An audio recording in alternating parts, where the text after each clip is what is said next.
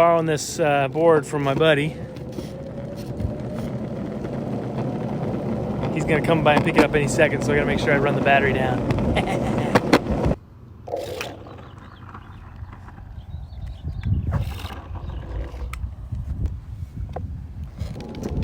Hey everyone, today I want to talk a little bit about analyzing rental properties. So if you're looking at buying a rental property, obviously you're going to need to know how to analyze it. Now in my last video, I talked about some things that people usually miss when they're analyzing rental properties, but I realized I hadn't talked about the basics first. So I'm taking a step back, talking about getting a rental property and how you analyze these from start to finish. So when looking at rental properties, you're going to use all the appraisal techniques that we talked about in my appraisal videos to find the right comparables and find out what the property actually rents for. And that's kind of the basis when you're looking at cash flowing properties. First, you have to find out a good solid number on what the property is going to rent for. Now, this may change depending on if you're doing a lease option versus a rental. Lease options go for a little bit more. If you're doing some kind of owner finance, that may also affect the rate and amount you can get. And if you've watched my appraisal videos, you've become geographically competent, so you can choose these rental comps the same way you would choose a normal sales comparison and come up with a good number. Once you've found good rental comps, and you can find rental comps on Zillow, Realtor.com, Redfin. Once you've found out what the property can rent for, the first thing you're going to want to look at is what is your debt service going to be? How much is your mortgage going to be on this property? You can go to a simple mortgage calculator online and type in how much you're going to be financing, and that will give you your monthly payment based on how much you're going to be financing. So we're going to take the amount the property is going to rent for, we're going to subtract out the mortgage. How often will the property be vacant?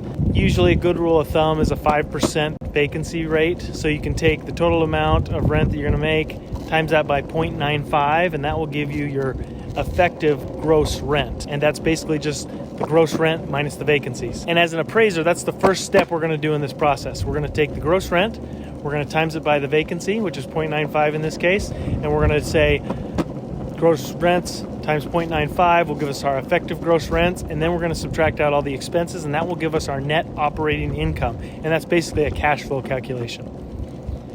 So in addition to calculating vacancy, next thing we're going to subtract out, you want to make sure you look at insurance. Now insurance may change depending on if it's a rental property versus an owner-occupied property.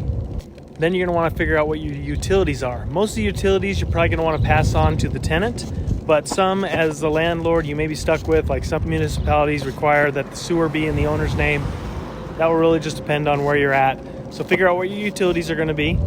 And then if you watch my last video, you're going to want to calculate reserve for replacements. This is something that a lot of investors miss by not calculating in. Say a roof has a 5-year life left on it and the roof costs $10,000, $15,000 to fix. You're going to want to make sure you amortize that cost of the roof over the remaining life of the roof that you have left. So it's 5 years, you're going to amortize the cost of a roof over 5 years. So when the time comes to replace that roof, you have the money set aside to make that replacement or those repairs.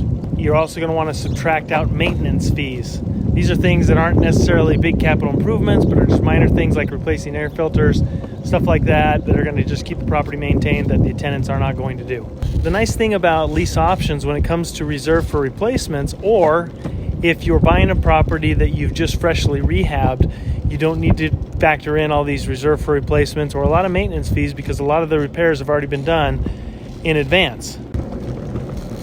Best thing about this board is when I come to a hill, I just push the button. Woo! Gotta lean into it.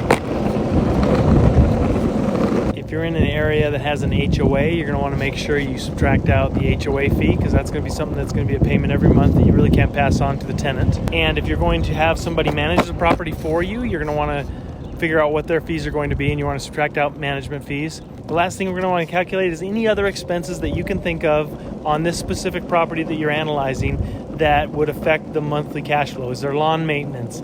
Is there anything ongoing that you're going to need to do to keep this property in good shape? Now, we talked about becoming geographically competent in my past videos. So if you're trying to decide on an area to buy a rental, that's for another video. But if you've picked an area that has good appreciation to it, or at least some appreciation, you can cover some of your buying mistakes with that. You can make some mistakes, and the market can help you overcome some of those mistakes so they're not so bad over time. If you're in an area that has positive numbers when it comes to migration, then that's going to help with appreciation and always be able to get out of a property if you need to.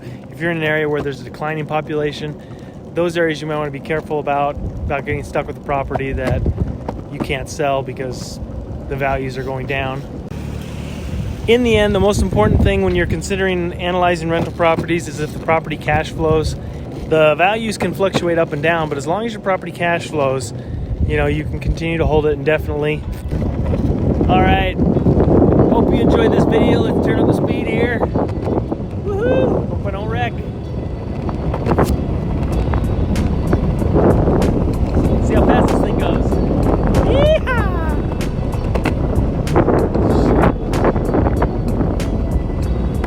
It's pretty stable.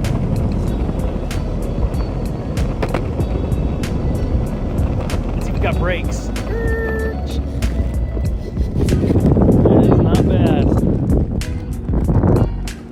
I'm borrowing this board from my buddy. He's gonna come by and pick it up any second, so I gotta make sure I run the battery down. Woo! Full speed. Oh, there is a switch on here, if I remember correctly, that makes it go super speed. Yeah, buddy. Here we go.